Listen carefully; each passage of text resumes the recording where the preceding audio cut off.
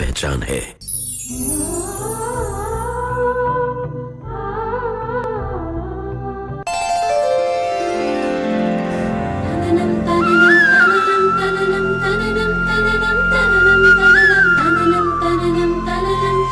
इस बार जन्माष्टमी पर बन रहा है सबसे दुर्लभ संयोग।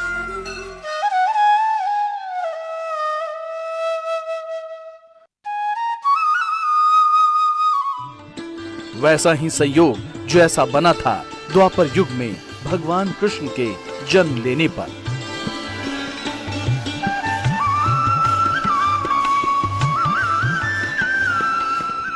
कान्हा की जन्मस्थली मथुरा में मची है जन्मोत्सव की धूम। ब्रजमंडल में गली गली सजने लगे बंसी वाले के पंडाल। कान्हा की पेंटिंग से सज गई हर गली हर द्वार।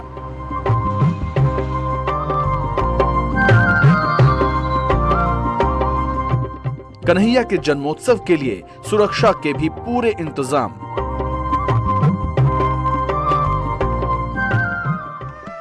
कान्हा की भक्ति में कृष्णमय हुआ ब्रजमंडल।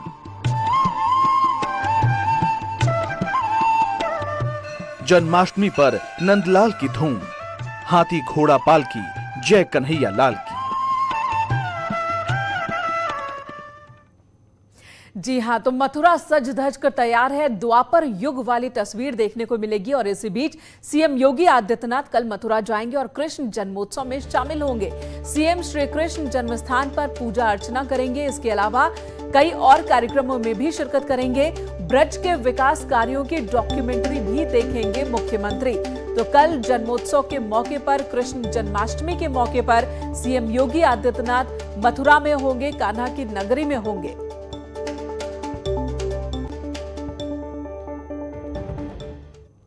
भगवान श्री कृष्ण का जन्मोत्सव वैसे तो पूरी दुनिया में मनाया जाता है, लेकिन जो रौनक उनके जन्मस्थान मथुरा वृंदावन में रहती है वैसी कहीं और नहीं। इस बार सीएम योगी के दिशा निर्देश के तहत भगवान श्री कृष्ण के जन्मोत्सव की भव्य तैयारी की गई है। ऐसे में मथुरा नगरी और यहाँ की छटा देखते बनती है। दुल्हन की तरह सज गई है पूरी की पूरी नगरी, जिसकी हर तरफ आप देखिए जरा कैसी रौनक दिख रही है।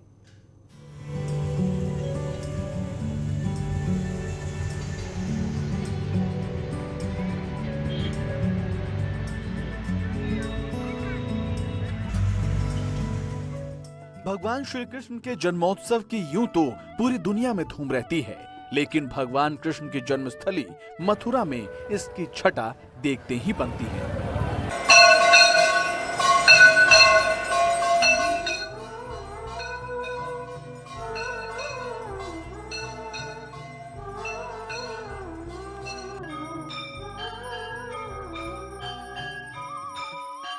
सीएम योगी ने जिला प्रशासन को निर्देशित किया था कि भगवान कृष्ण के जन्म उत्सव को दिव्य और भव्य बनाया जाए। इसी को लेकर मथुरा के हर चौराहे को भव्य रूप से सजाया गया है। कहीं फूलों की सजावट है तो कहीं बिजली के बेहद आकर्षक सजावट। मंदिर के हर गुंबद को एक अनोखे रूप से सजाया गया है, जिसे देखकर यहाँ आने वाले श्रद्धालु बेहद आनंदित और रोमांचित हैं। मथुरा तो सज रही है जैसे कोई राजधानी सी सज रही है। लाला तो यहाँ के द्वारिकाधीश बन गए थे ना, फिर आकर के कंस जी का वध करके फिर विश्राम घाट पे विश्राम किए, जमुना महारानी को पटरानी बनाए और फिर यहाँ के द्वारिकाधीश राजा कहलाए। पर याद करते रहे वृंदावन को, याद करते रहे जमुना जी का तट, राधे जी और सभी गोपियाँ सखियाँ सबको याद करते रहे निरंतर। मैंने ये महसूस किया है कि ये जो सरकार अभी है उनका विशेष ध्यान है इस ओर, संस्कृति के पुनरुद्धार के लिए। एक तरफ जहां लोग सजावट को देख आनंदित हो रहे हैं, तो वहीं कुछ श्रद्धालुओं का मानना है कि ऐसा लगता है कि जैसे ब्रज में दिव्य रस बरस रहा हो। इस जन्मोत्सव को भव्यता और दिव्यता प्रदान करने के लिए योगी सरकार ने भी पूरी व्यवस्थाएं कर रखी हैं और हम इस समय कृष्ण जन्म स्थान पर हैं। आप देख सकते हैं कि प्रदेश सरकार और मंदिर प्रशासन के सहयोग से किस तरीके से मंदिर को सजाया गया है। साथ ही जिला प्रशासन ने मुख्यमंत्री के निर्देश पर जो चौराहे हैं वहाँ पर पूरी भव्यता के साथ चौराहे को सजा रखा है। विद्युत प्रकाश से पूरा कृष्ण नगरी दुल्हन की तरह सज रही है और हर आने वाले भक्त को इस तरीके का एहसास होगा कि जैसे भव्यता और दिव्यता इस कृष्ण जन्म के महोत्सव पर ब्रज में ही सिमट कर रह गई है। मथुरा संग्रहालय में एक चित्रकार शिविर का आयोजन किया जा रहा है, जिसमें 30 चित्रकार भाग ले रहे हैं और कैनवास पर रंगों के माध्यम से कृष्ण जीवन से जुड़ी लीलाओं को जीवंत करने में जुटे हुए हैं।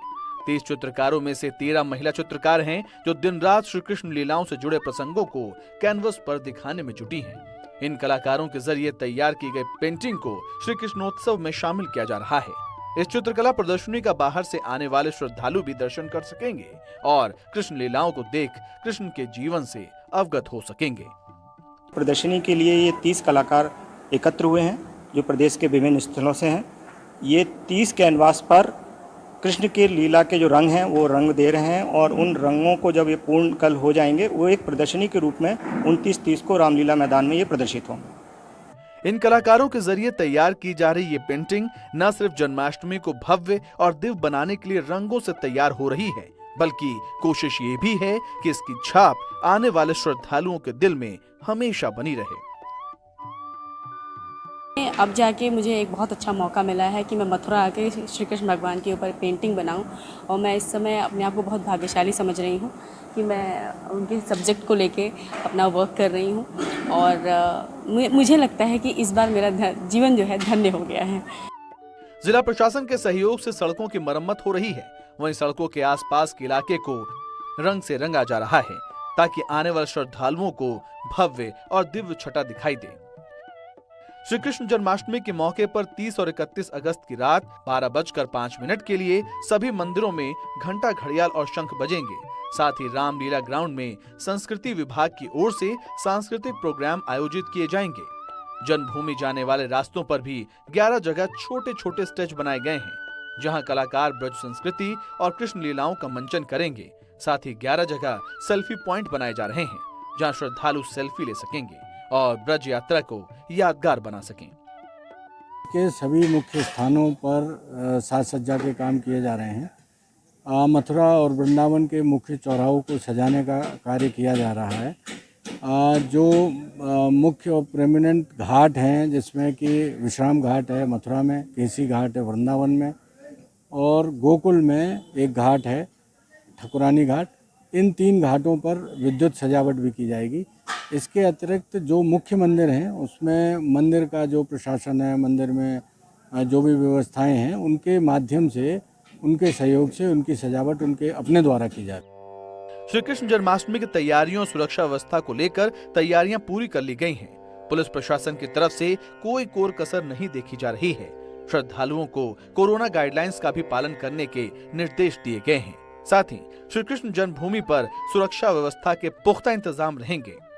भगवान श्री कृष्ण के आशीर्वाद से, उनकी कृपा से बहुत ही सकुशल, बहुत ही अच्छे तरीके से कोरोना के मापदंडों और कोरोना के नियमों का पालन कराते हुए ये कार्यक्रम आयोजित किया गया।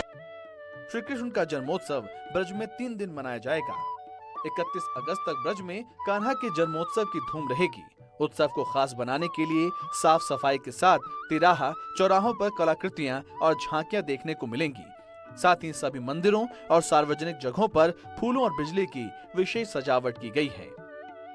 श्री कृष्ण जन्माष्टमी पर्व को शांति पूर्वक संपन्न कराने के लिए एटीएस समेत भारी संख्या में पुलिस बल की तैनाती है। चप्पे चप्पे पर सीसीटीवी, एलआईयू और सादी वर्दी में पुलिसकर्मी तैनात हैं। आगरा जोन समेत दूसरे जोन के सैकड़ों पुलिसकर्मी भी तैनात हैं। सोशल मीडिया पर अफवाह फैलाने वालों पर विशेष नजर रहेगी। उसके बाहर के भी जनपदों से हमें लगातार फोर्स जो है प्राप्त हो रही है, भारी मात्रा में गस्टेड ऑफिसर्स प्राप्त हो रहे हैं। इसके अतिरिक्त जो विशेष बल होते हैं, जैसे कि फ्लड कंपनी और बाकी जो खुफिया एजेंसियां हैं, उनके भी हम लोगों को भारी मात्रा में जो है वो पुलिसकर्मी प्राप्त हुए हैं।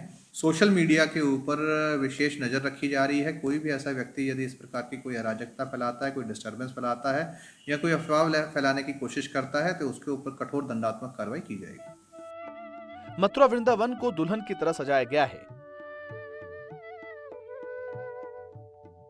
बिजली के खंभों पर रंग बिरंगी लाइटें लगाई गई हैं वहीं चौराहों को रंग बिरंगे कपड़ों से सजाया गया है। शहर की साफ सफाई में सैकड़ों सफाई कर्मियों को लगाया गया है।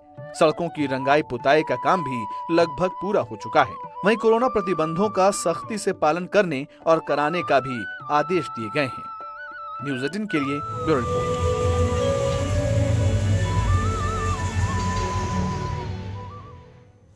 भगवान श्री कृष्ण के जन्मोत्सव पर इस बार दुर्लभ संयोग बन रहा है। वैसा ही संयोग जैसा कि द्वापर युग में उनके जन्म के वक्त में बना था। क्या है ये संयोग और कब है व्रत का और पूजा का शुभ मुहूर्त, बताते हैं आपको इस रिपोर्ट में। और साथ ही ये भी दिखाएंगे कि जन्माष्टमी पर भगवान धारण करेंगे कौन सी पोशाक। वो भव्य पोशाक के दर्शन भी कीजिए।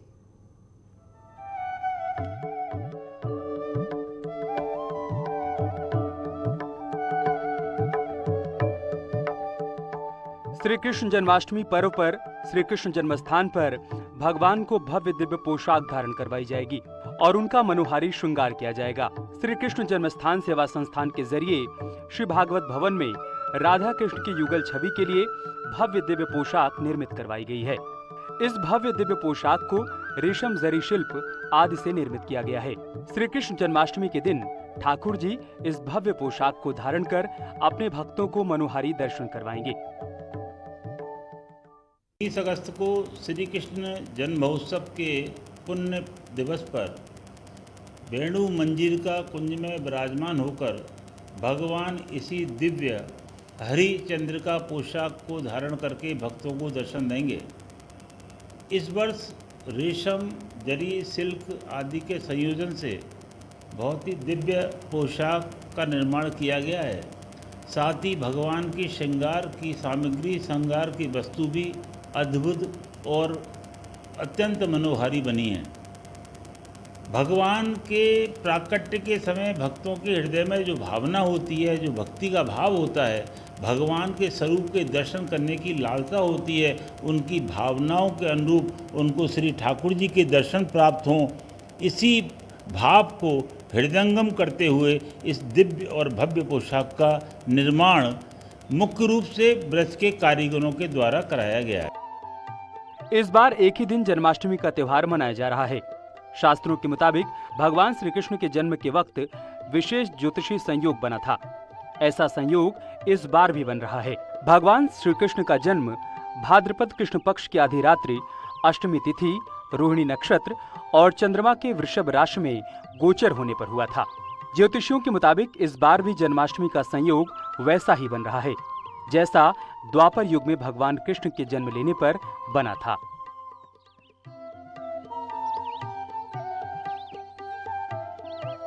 इस बार भाद्रपद महीने की कृष्ण पक्ष की अष्टमी तिथि 29 अगस्त की रात 11:25 से शुरू हो जाएगी, जो 30 अगस्त की रात 2 बजे तक रहेगी। इसलिए सभी जगहों पर 30 अगस्त को ही जन्माष्टमी का पर्व मनाया जाएगा।